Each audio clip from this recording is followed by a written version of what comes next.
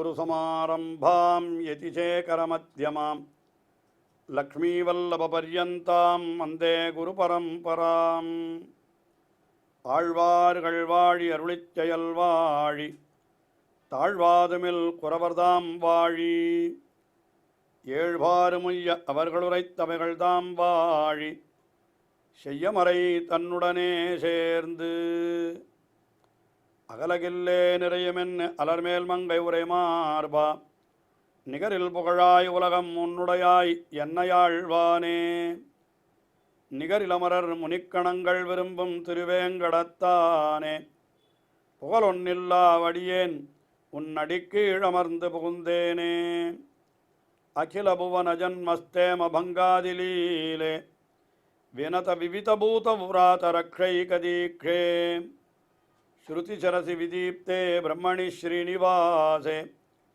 பவது மம பரஸ்மின் சேமுழி பக்திரூபா ஸ்ரீமான் வெங்கடநாதார்ய கவிதார்க்கிககேசரி வேதாந்தாச்சார்யவர்யோ மே சந்நிதத்தாம் சதா ஹிருதி.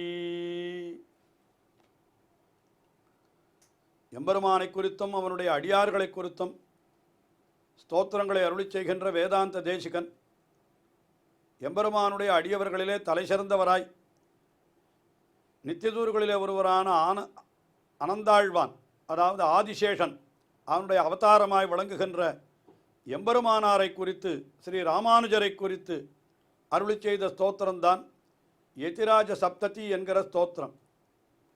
எம்பெருமானார் ஸ்ரீ ராமானுஜரிடத்திலே அவருக்கு இருக்கக்கூடிய ஈடுபாடு என்பது அளவிட்டு நாம் சொல்லக்கூடியது அன்று. அப்படிப்பட்ட ஈடுபாட்டை உடையவர் ஆகையினாலே, அதாவது மிகவும் அதிகமான ஈடுபாட்டை அந்த ராமானுஜரிடத்திலே உடையவர் ஆகையினாலே அந்த ராமானுஜரை குறித்து 74 ஸ்லோகங்கள் கொண்ட ஸ்தோத்திரத்தை அருளி செய்திருக்கிறார். அதுதான் யதிராஜ சப்ததி என்று வழங்கப் பெறுகிறது. அந்த யதிராஜ சப்தத்தியினுடைய முதல் ஸ்லோகத்திலே வேதாந்த தேசிகன் நம்முடைய குரு பரம்பரையினுடைய முதல் ஆச்சாரியனான பகவான் ஸ்ரீமன் நாராயணன் அவனை வணங்கினார்.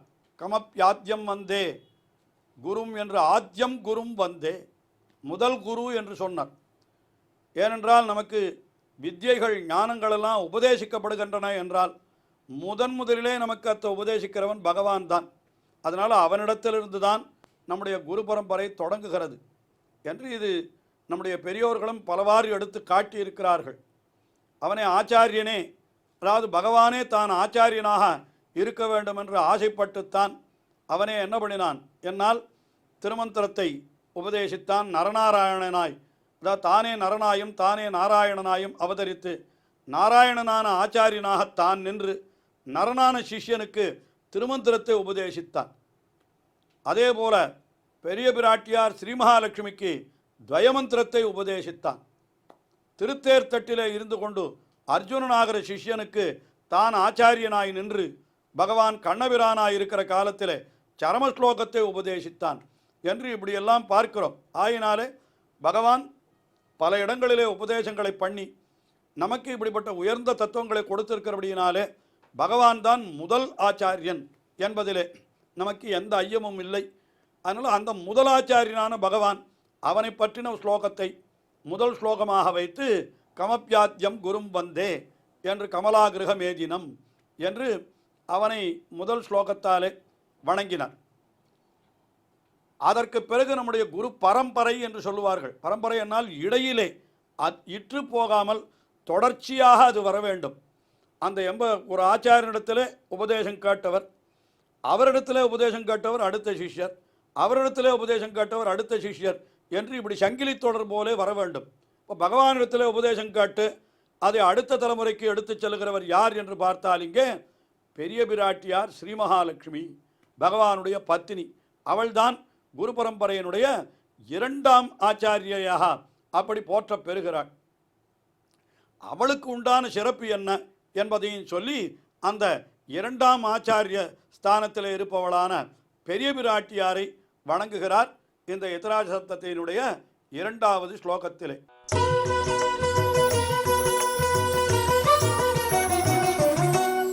சகதர்மச்சரீம் சௌரே சம்மந்திரித ஜெகத்ஹிதாம் அனுக்கிரகமயீம் வந்தே நித்யம் அஜ்ஞாத நிகிரகாம். இந்த பெரிய பிராட்டியார் என்கிறவள் எப்படிப்பட்டவள் என்றால் முதல்ல அவளுடைய பெருமையை சொல்லிவிடுகிறார். அவள் எப்படிப்பட்டவள்? சக தர்மச்சரீம் ஷௌரேஹே. ஷௌரி என்னால் பலவிதமான அர்த்தங்கள் சொல்லலாம். நல்ல அழகான கூந்தலை உடையவன், மயிர்முடியை உடையவன் பகவான் என்று சொல்லலாம், அல்லது சூரத்தன்மையை உடையவன் என்று இப்படியெல்லாம் சொல்லலாம். ஷௌரி என்பது பகவானை குறிக்கக்கூடிய சொல். அவனுக்கு சக தர்மச்சரி. சக தர்மச்சரி என்னால் என்ன? அவன் எந்த தர்மத்தை அனுஷ்டிக்கிறானோ அந்த தர்மத்தை அனுஷ்டிப்பதற்கு இவள் உறுதுணையாயிருப்பவள். இதுதான் பெரிய பிராட்டியாருடைய பெருமை. ஆஹா, அவன் அனுஷ்டிக்கிற தர்மத்தையே இவளும் அனுஷ்டிக்க முடியாது. ஆனால் அவன் அனுஷ்டிக்கிற தர்மத்திற்கு தான் துணையாக இருக்கலாம். அதுதான் உலகத்திலே கூட ஒவ்வொரு பத்தினிக்கும் என்ன ஒரு தர்மம் உண்டு. என்ன தர்மம் என்னால் தன்னுடைய கணவன் என்ன தர்மத்தை அனுஷ்டிக்கிறானோ அதற்கு துணை புரிபவளாக இருத்தல் என்கிறது பத்தினிக்கு உண்டான முக்கியமான கடமையாக அது சாஸ்திரங்களிலே தெரிவிக்கப்பட்டிருக்கிறது. அது பெரிய பிராட்டியார் ஸ்ரீ மகாலட்சுமியும் கூட அதை அப்படியே கடைபிடிக்கிறாள் என்கிறதான் சௌரேகே சகதர்மச்சரி என்று சொல்லுகிறார். இதை நாம் நன்றாக விளங்கிக் கொள்ள வேண்டுமானால் வால்மீகி ஸ்ரீராமாயணம் அதிலே பார்க்க வேண்டும். ராமபிரானாய் அவதரித்த பகவான், அதாவது பகவான் தான் ராமபிரானாய் அவதரித்திருக்கிறார். அவன் மிதிலா நகரத்திற்கு சென்று அங்கே ஜனகர் வைத்திருந்த அந்த சிவதனுஷ் அதை எடுத்து முறித்து விடுகிறான். உடனே தன்னுடைய பெண்ணை, அந்த சீதையை ராமனுக்கு திருக்கல்யாணம் செய்து கொடுக்கிறார் சக்கரவர்த்தி, சீதையினுடைய தகப்பனார். அப்படி கல்யாணம் பண்ணி கொடுக்கிற பொழுது அவர் என்ன வார்த்தையை சொன்னார்னால் இந்த தர்மச்சரி என்கிற வார்த்தையை அவரும் சொல்லுகிறார். இதே வார்த்தையைத்தான் அவர் சொல்லுகிறார். என்ன சொன்னார்? இயம் சீதா மமசுதா சக தர்மச்சரி தவா பிரதீச்சைனாம் பத்ரந்தே பாணிம் கிருண்ணீஸ்வ பாணினா. இவள் சீதை, இயம் சீதா மமசுதா என்னுடைய பெண் என்று சொன்னவர் அடுத்தபடி என்ன சொன்னார்? சக தர்மச்சரி தவா, நீ ராமா, நீ எந்த தர்மத்தை அனுஷ்டிப்பதற்காக இந்த உலகத்திலே வந்து அவதரித்திருக்கிறாயோ அப்படிப்பட்ட தர்மத்தை நீ அனுஷ்டிப்பதற்கு உனக்கு உறுதுணையாயிருப்பவள் என்று சொன்னார். தர்மச்சரி என்று சொன்னார். தர்மச்சரி என்னால் என்ன? தர்மச்சாரிணி, தர்மத்தை அனுசரித்து நடப்பவள். சகதர்மச்சரி என்னால் என்ன? நீ அனுஷ்டிக்கிற தர்மத்திற்கு இவள் உறுதுணையாயிருப்பவள். அதனால்தான் மனைவியர் சொல்லுகிற பொழுது கூட தமிழிலே சாதாரணமாக ஒருத்தர் சொல்லுகிற பொழுது தர்மபத்தினி என்று சொல்லுவார்கள். தர்மபத்தினி என்றால் என்ன அர்த்தம்?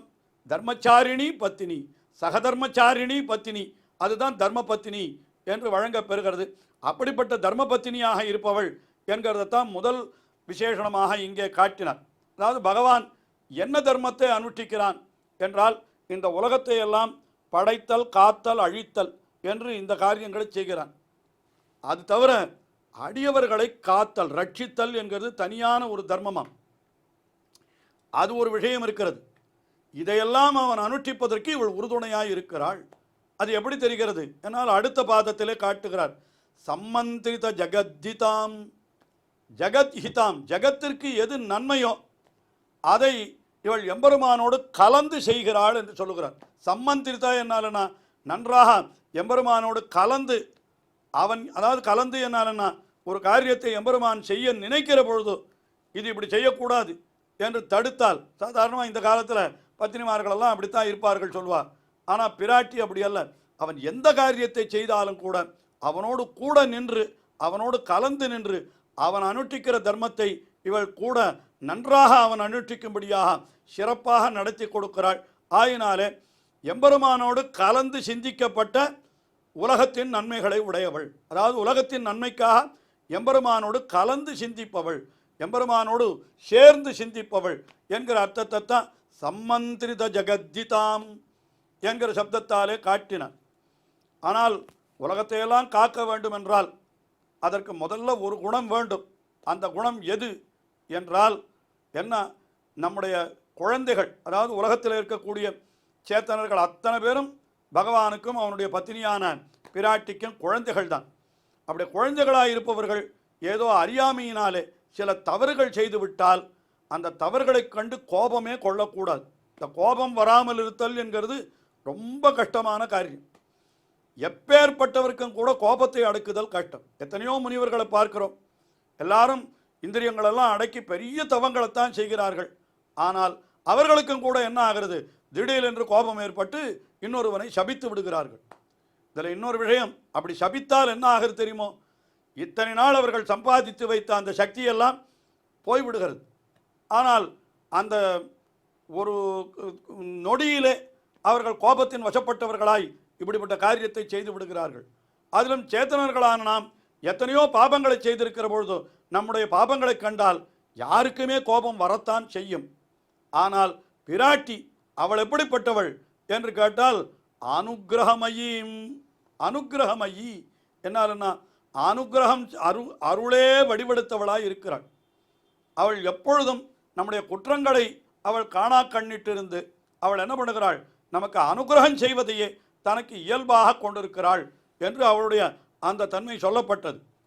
ஆனால் உடனே கேள்வி எழுகிறது, எப்படி சுவாமி, அருளே வடிவெடுத்தவளாய் இருந்தாலும் கூட நாம் செய்த பாபங்கள் என்று வருகிற பொழுது அதை பார்த்தால் யாருக்குமே கோபம் வரத்தானே செய்யும்.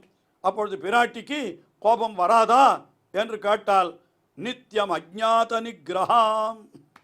அவள் எப்படிப்பட்டவள், அஜ்ஞாத நிகிரகா. கோபம் என்று ஒன்று உண்டு என்பதே அவளுக்கு தெரியாது என்றால், அதாவது எத்தனையோ குணங்கள் இருக்கோ இல்லையோ, அதில் கோபம் என்றும் ஒன்று உண்டு என்பது அவளுக்கு தெரியவே தெரியாது என்கிறார். எப்பொழுதும் பிராட்டி அருளே வடிவெடுத்தவளாய் அனுக்கிரகமே வடிவெடுத்தவளாய் இருக்கிறபடியினாலே கோபித்துக் கொள்ளுதல் என்கிறது அவளுக்கு தெரியவே தெரியாது. இப்பொழுது மறுபடியும் அந்த ஸ்ரீராமாயணத்திலேயே நாம் அதை உதாரணமாக எடுத்து பார்க்கலாம். இவள் சகதர்மச்சரி என்று சொன்னோம் அல்லவா, அதை எங்கே நன்றாக நிலைநாட்டினாள் என்று பார்த்தால் அது இந்த காகாசுர விருத்தாந்தம் என்று ஒன்று சொல்லுவார்கள். அதாவது இந்திரனுடைய பிள்ளையான ஜெயந்தன் என்பவன், அவன் பிராட்டியினுடைய திருமேனியிலே ஆசை கொண்டு ஒரு காகத்தினுடைய வடிவு கொண்டு என்ன செய்தான், பிராட்டியுடைய திருமார்பை தன்னுடைய அலகாலே கொத்தி ரத்தம் பிரவகிக்கும்படியாக செய்து விட்டான். பிராட்டிக்கு மிகவும் துன்பத்தை உண்டாக்கினான் அந்த காகாசுரன். இது அப்பொழுது ராமபிரான் பிராட்டியினுடைய மடியிலே படுத்து தூங்கி கொண்டிருந்தார். ஆனால் கண்விழித்து பார்த்தால் பிராட்டியினுடைய மார்பிலே அப்படிப்பட்ட ஒரு காயம் தெரிகிறது, ரத்தம் பெருகுகிறது. அங்கே காகன் அவனை பார்த்தால் அவனுடைய அலகிலே ரத்தம் தெரிகிறது. சரி, இவன்தான் இதை செய்தான் என்று உணர்ந்து கொண்ட ராமபிரான் என்ன செய்தார், மிகவும் கடும் கோபம் கொண்டு அவன் மீது பிரம்மாஸ்திரத்தை பிரயோகம் பண்ணிவிட்டார். காகாசுரனும் எங்கெங்கோ திரிந்தான். அவனுக்கு யாருமே அடைக்கலம் கொடுக்கவில்லை. கடைசியில் வந்து விழுந்தான். அவனுடைய அதிர்ஷ்டம் விழுந்த இடம் ராமபிரான் முன்னாலேயே விழுந்தான். ஆனால் அதுலேயும் ஒரு துரதிருஷ்டம் என்ன, விழுந்த பொழுது அவனுடைய கால் ராமபிரானை நோக்கி இருந்ததாம், தலை எதிர்ப்புறம் இருந்துதான். அப்படித்தான் விழுந்து விட்டான். அந்த சமயத்திலே சீதா பிராட்டி என்ன பண்ணினாலாம், ராமனுக்கு ஏதோ வேறு பராக்கு காட்டி விட்டு சற்றவன் திரும்பின பொழுது அந்த காகத்தை அப்படி திருப்பி வைத்து விட்டாளாம்.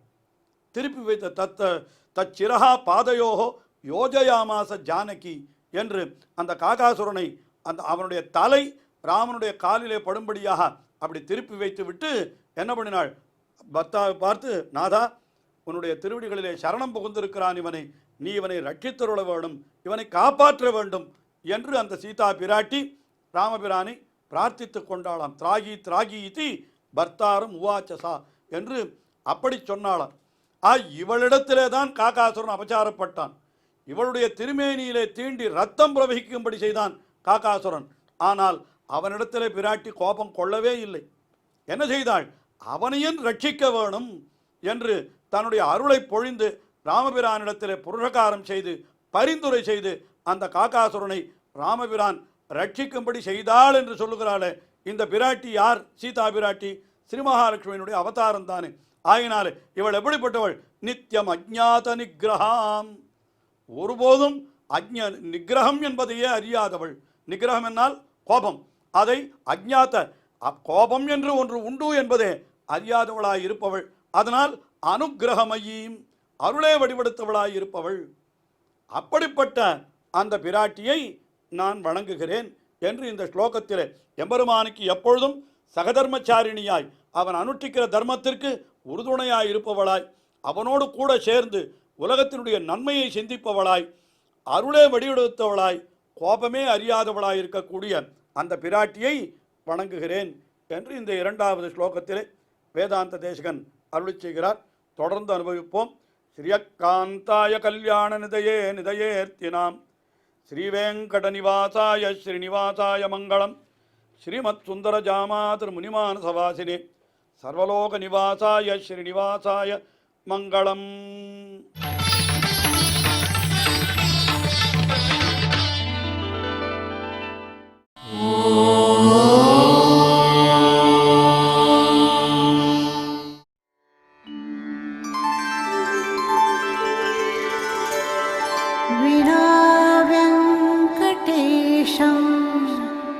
ननाथो ननाथः सदा वेङ्कटेशं स्मरामि स्मरामि.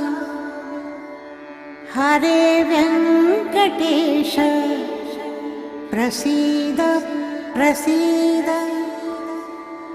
प्रियं वेङ्कटेश प्रयच्छ प्रयच्छ.